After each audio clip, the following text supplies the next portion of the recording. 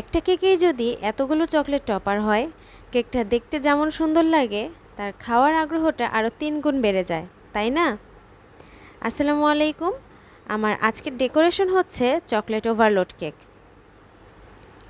কেকটা ভিডিওটা দেখতে দেখতে সবাই আমাকে বলবেন কেকের ডেকোরেশনটা কেমন লেগেছে।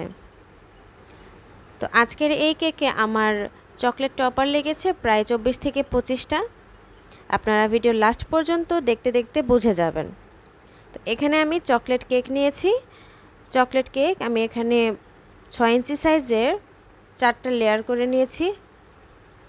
তারপর চকলেট হুইপড ক্রিম দিয়ে প্রতিটা লেয়ারে আমি এখন ফ্রস্টিং করে নিচ্ছি, আর উপরে অবশ্যই ক্রাম কোটিং করে নিচ্ছি।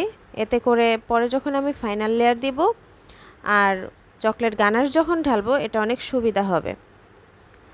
তো আমি এখানে কেকটাকে একদম মোটামুটি ফিনিশিং দিয়েছি, কারণ যেহেতু কেকটা ফুল কভার হবে গানাশ দিয়ে, এই কারণে।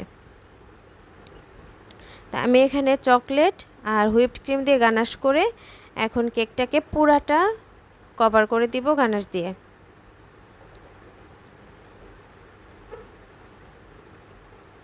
গানাশ দিয়ে আমি কেকটাকে কিছুক্ষণ ফ্রিজে রেখেছিলাম।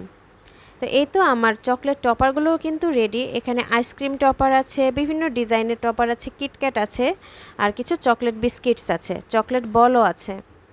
তো আমি আস্তে আস্তে এখানে সবগুলো বসিয়ে দিচ্ছি। এখানে প্রথমে আমি আইসক্রিম মোল্ডের একটা চকলেট টপার দিয়ে দিলাম। 3টা চকলেট টপার থাকবে এখানে আইসক্রিম মোল্ডের।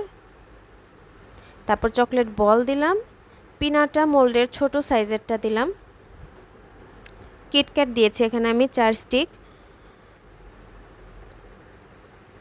উপরেরগুলো একটু ভেঙে ভেঙে দিয়েছি, সাইডে যেটা ছিল সেটা আমি আর ভাঙিনি। তারপর সাইড দিয়ে আমার যেভাবে ডেকোরেশনটা ছিল সেভাবে আমি এটাকে সাজিয়ে নিচ্ছি। এই কেকটা আমি এবার নিয়ে 3বার করেছি। তো এই তো আজকের কেকে কিন্তু আমার কোনো জায়গা ফাঁকা থাকবে না চকলেট ছাড়া, একদম সব চকলেটে ভরিয়ে দেব। আর চকলেট টপারগুলোর উপরে আমি গোল্ডেন ডাস্ট কালার করে দিয়েছি, এতে করে যে চকলেটের ডিজাইনগুলো সেগুলো সুন্দর করে বোঝা যায়। চকলেট বিস্কিটগুলোকেও দিয়ে দিয়েছি।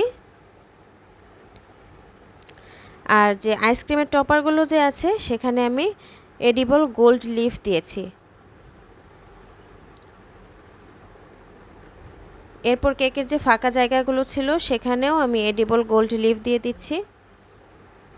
আমি প্রথমে সামনে দিয়েছিলাম, পিছনে দিইনি। তো পরে যখন কেকটাকে ফুল ঘুরিয়ে ঘুরিয়ে দেখছিলাম তো আমার মনে হচ্ছিল যে পিছনে দিলেও ভালো লাগবে।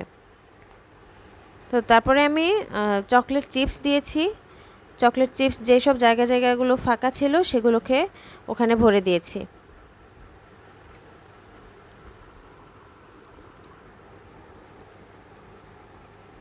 আর আপনারা যারা কেকের অর্ডার করতে চান অবশ্যই কিন্তু 2 দিন আগে অর্ডার কনফার্ম করতে হবে, তা না হলে আসলে কেকটা করা একটু কষ্ট হয়ে যায়, কেকটা ভালো মতো সেট হয় না। তো এটা আমি এখানে কেকের পিছনে এই গোল্ড লিফগুলো লাগিয়ে দিচ্ছি, এতে করে দেখতে একটু বেশি সুন্দর লাগে। তো এই তো আমার আজকের কেকটা ছিল। কেমন লাগলো সবাই অবশ্যই জানাবেন।